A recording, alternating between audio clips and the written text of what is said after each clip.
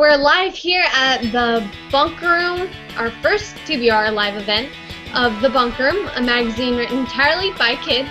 My name is Nicholas Lowinger. I'm 14 years old and I'm a writer for the Bunk Room, and I will be your host. I am so excited that through amazing technology, we're able to connect with our readers and writers all at once. This will be our first of many more TBR live events to come. Today we're happy to be meeting a young man who has brightened the lives of tens of thousands of homeless kids with the simple thrill of a brand new pair of shoes. Since 2010, Nicholas Lowinger, now 16, of Cranston, Rhode Island, has distributed over 20,000 brand new shoes to kids in homeless shelters throughout the U.S. We're thrilled to be meeting this young CEO and founder of Gotta Have Soul Foundation and learning how he pulled off this amazing feat. With us today, we have a panel both of writers and readers of the Bunk Room who will be conducting the interview with Nicholas. So let's get started. First, let's take a moment for some introductions. Hello, I am Jacob. I'm 13. I live in Apopka, Florida, and I go to Apopka Memorial Middle School. My name is Brian Thompson. I am 10. I go to Round Lake Elementary, and I live in Mount Dora, Florida. Hi, my name is Julia. I am 10 years old, and I live in Medford, Oregon. Hi, my name is Nick Lowinger. I'm from Cranston, Rhode Island, and I go to the Wheeler School. So, I have some questions I've been dying to ask.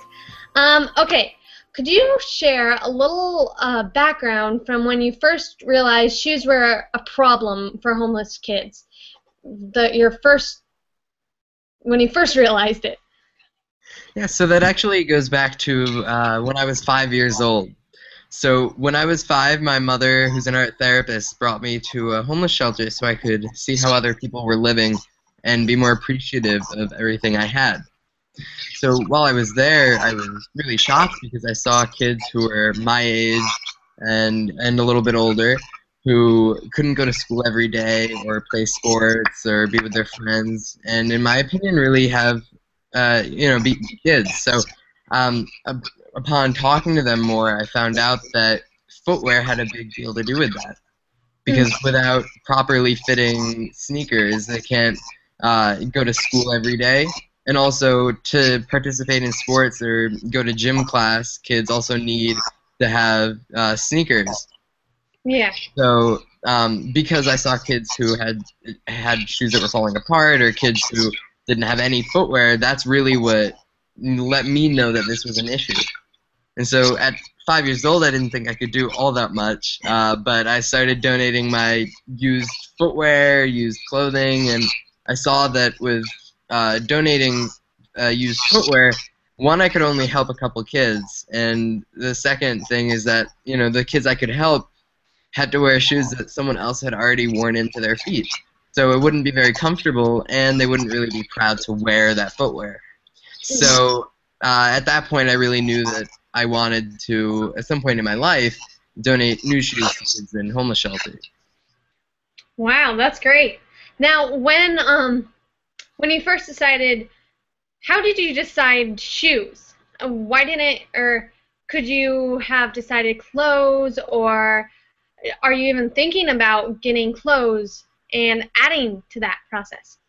Yeah, so I decided shoes because the big difference, in my opinion, between used footwear and used clothing is that with clothing, you can pop it in the dryer or like the washer and make it almost like it's brand new. But with footwear, once it's worn in, it's worn in. You can't like unwear a pair of shoes. So that's really why I focus on footwear, because though the quality of things that are often donated to the shelters isn't always great, if it can be clean, that's at least something, whereas with footwear, you can't really do that. All right, that's awesome. That's really great. All right, so now Jacob. Okay, my question is, what age were you when you started, when you officially started this program?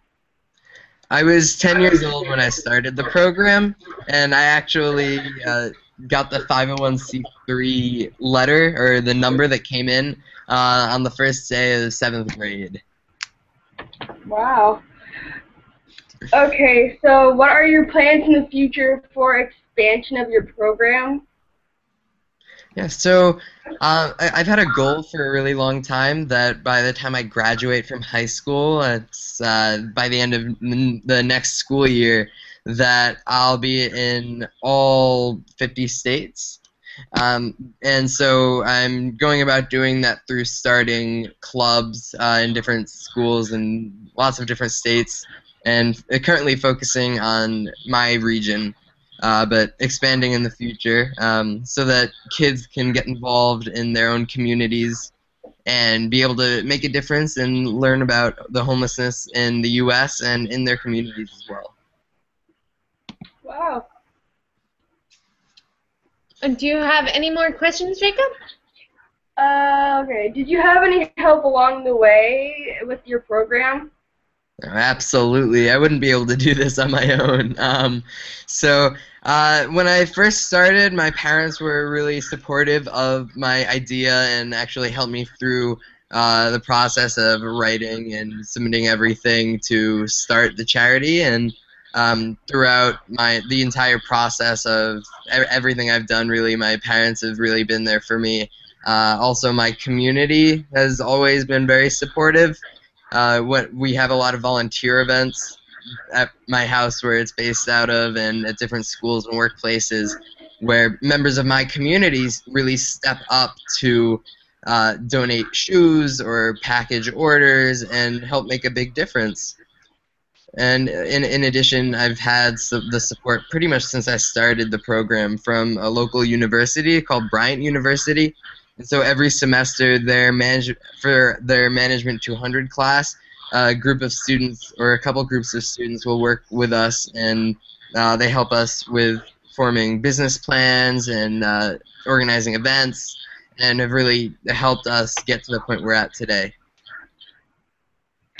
Okay, so my final question would be, like, what exactly was your biggest determination, like, to help the needy children? So what really motivates me to do this is, the impact that I've been able to have. When a child talks to me when I donate shoes to them and they say, like, I haven't been able to go to school for a couple days because I don't have shoes, or now I can play on the team that I'm a part of. I'll give an example. There's a girl here in Rhode Island who was on the volleyball team in high school, and her team made it to the state championships, but her coach wouldn't let her play because her sneakers were literally held together by duct tape. So we donated new shoes to her, new sneakers, and she was able to participate in the final, and they ended up winning. So because of things like that, that's really what motivates me, knowing that it's not just an empty act, it's actually making a difference. That's what motivates me to keep on going and stay determined. Well, thank you for answering the question. Wow, that's amazing. So now, Brian, can you tilt your screen down just a little bit so we can... There, that's great. Make sure you unmute yourselves.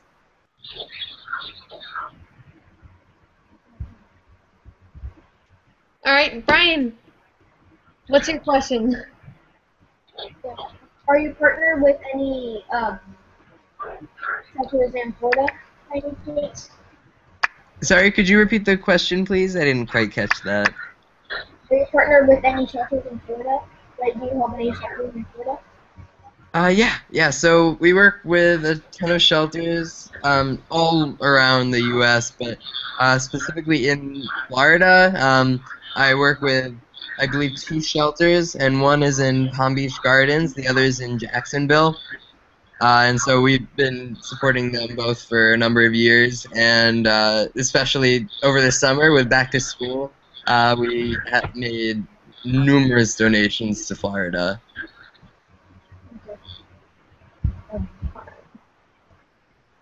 Do you go directly to large shoe companies like Nike and Adidas to get the shoes? I don't work with Nike or Adidas, but Puma has donated shoes, Timberland, Reebok, and 6 p.m. Outlet through Zappos. They donate 100 pairs of sneakers a month to us.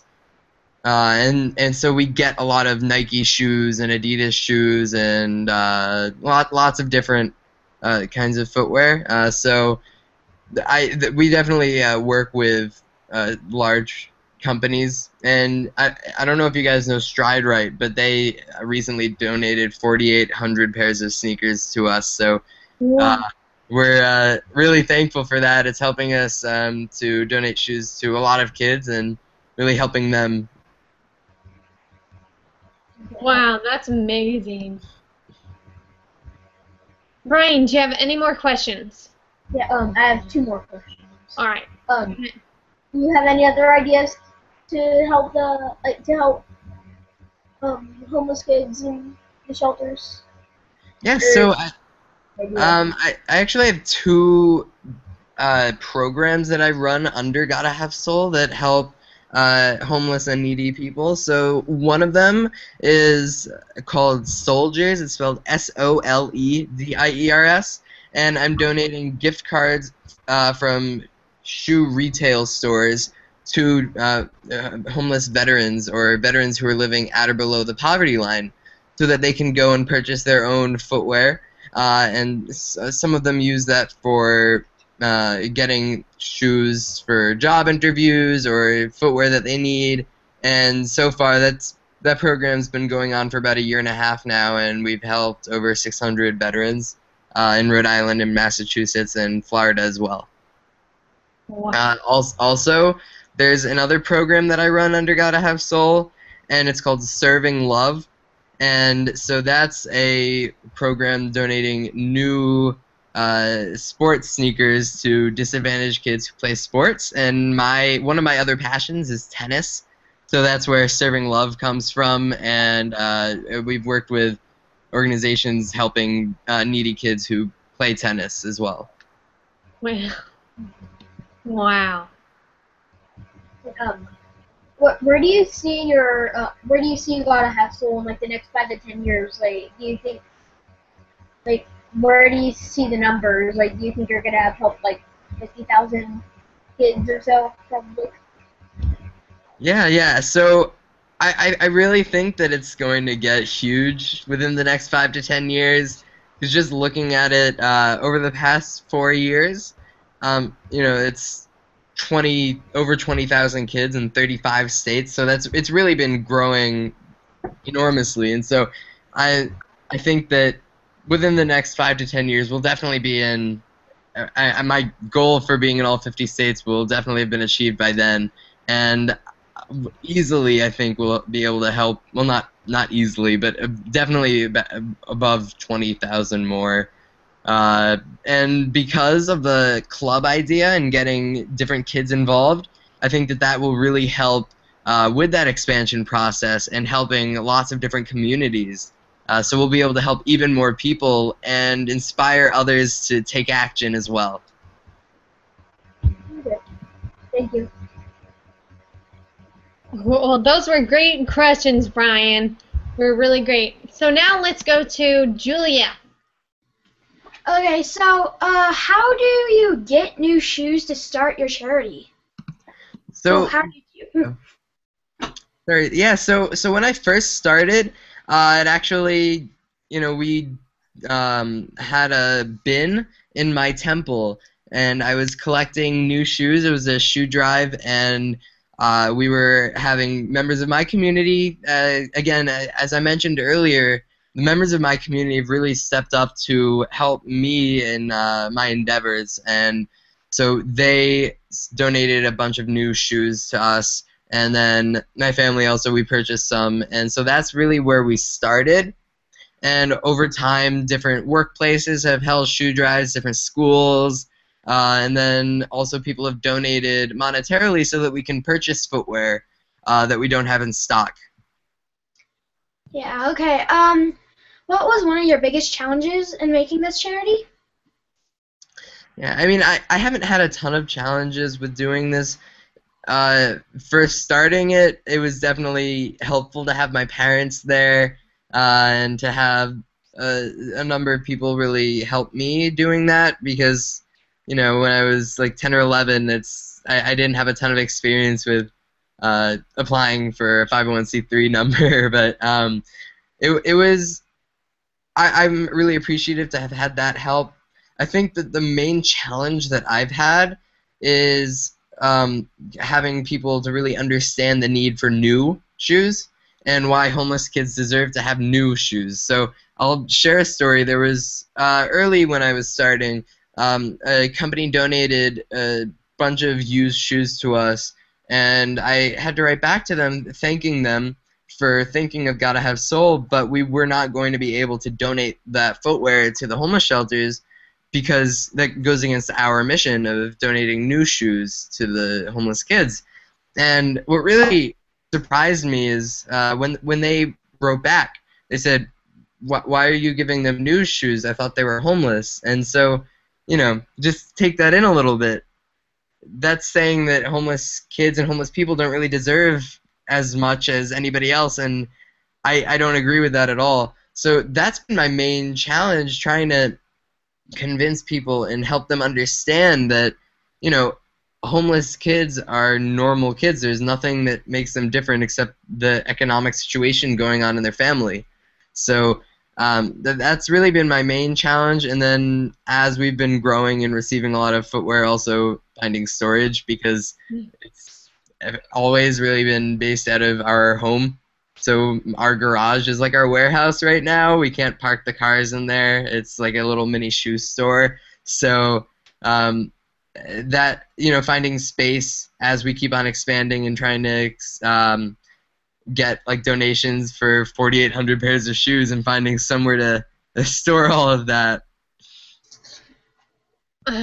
So, how many shoes do you have? What's your estimate? Like, how many shoes do you have?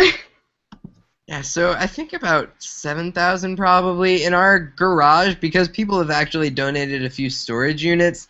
In our garage, I think we have about 3,000 shoes. But we have a lot more in our stock, like in the storage units that have been donated or in our basement. Okay, so my last question, how many do you give away a week, estimate? Yeah, so it can really vary. I mean, it depends on the time of year. For instance, like in the summer, over the entire summer, we donated to over 3,000 kids because of back to school time. But so it can vary. Sometimes if we get maybe 1 or 2 orders, we could have about 50 kids a week.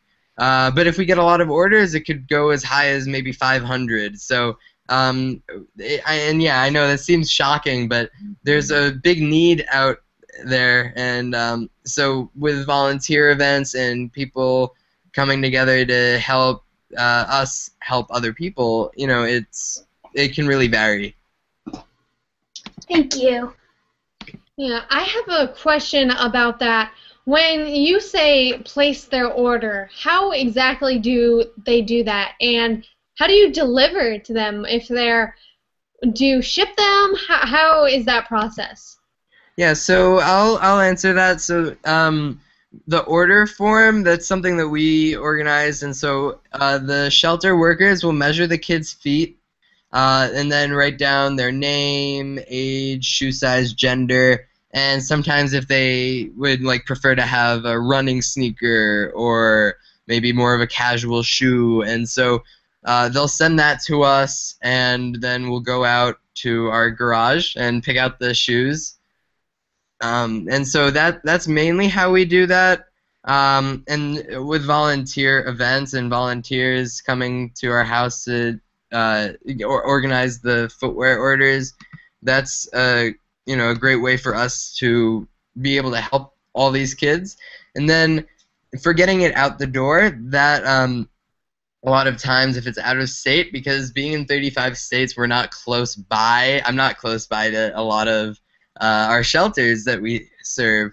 So I will either package up and ship out the shoes to the shelter, or have people in the state nearby to the shelter go and make the donation on our behalf, so that there's still an interpersonal connection and donation. But if it's local in Rhode Island and sometimes in Massachusetts, I love to be able to make a donation in person, because not only can I see the impact that I'm having, but the kids can also see that it's not just someone dropping off a box of shoes to donate. It's another kid. It's someone who is taking the time out of their day to really care for them. Yeah. How do you have the time to actually do this? You got school and then all your activities and relaxing time. How do you do that? Yeah, I mean, it's not easy. It's not easy. So I have a lot on my plate, and I guess I don't always get as much sleep as I'd love to, but it's worth it for me. 'Cause I play tennis, and I'm taking a bunch of really hard classes, some APs and honors classes, and then trying to be social and be like a normal teen. So it's not easy, and my parents help me try to balance the work that I do. They only let me do about 15 to 20 hours a week with my charity, so that I don't get like too overworked. But it's tough, and so having the volunteer events and the support of my family really helps me to be able to continue expanding and helping a lot of kids, because it would be really tough to stay balanced and get all the orders ready on my own. Yeah. So I really appreciate all of their help in trying to, give me a balanced life and help me maintain that. Wow, that's great. That's really nice. Now, you say that you have a lot of help with the community and all of your friends and everything. Do you have actual employees, like maybe paid employees, or just people who come like on a weekly basis or something? Yeah, so it's all volunteer run.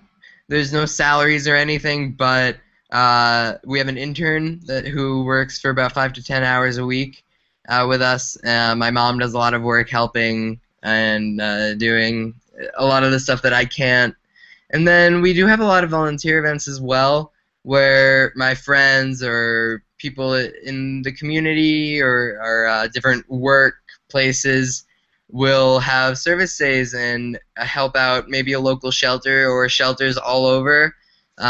So that's really what I mean by that. But also, I mentioned earlier about Bryant University. So each semester we have groups that work with us, and though they're not really like a part of our team necessarily, they are doing a lot of work for us each semester and helping us for writing business plans or organizing different ways to have events and get that written down so other people can then do those kind of events and not have us have to be controlling that. So that's really the people helping right now, but also because a lot of teens and kids need community service hours for high school and for schooling.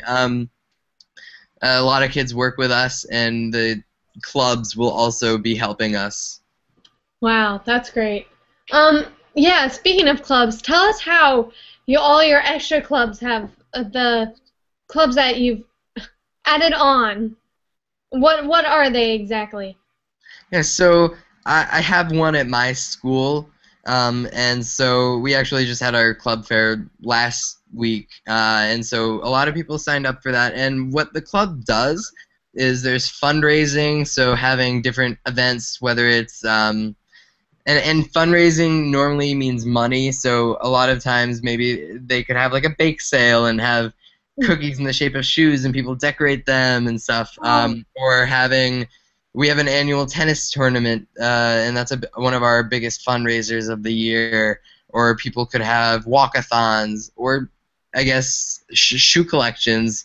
And so the clubs do that, and then with the money that they raise, they're purchasing footwear to help a local homeless shelter. Mhm. So they'll send the order to the club and to us so that we can kind of keep track of everything as well.